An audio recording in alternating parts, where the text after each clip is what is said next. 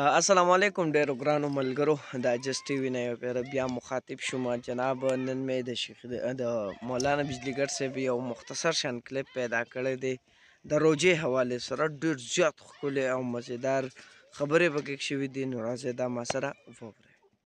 واحد عبادت چې دی هغه روجه ده. رسول الله صلی الله علیه وسلم فرمایي چې الله وی حدیث قدسی دی، الله وی چې الصوم لی وانا اجزی به، روجه زما ده او د دې جزا به زه په خپل لاس ورکوم.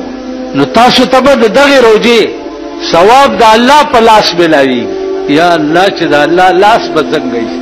یو روایت دا دی چې الصوم لی وانا اجزا به، روجه زما ده او د روجې په بدل کې به روجهدار ته زه ورکړلی کېږم.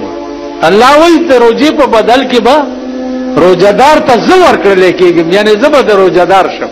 په دې لنډۍ بوچۍ روجه باندې الله به ستا شي.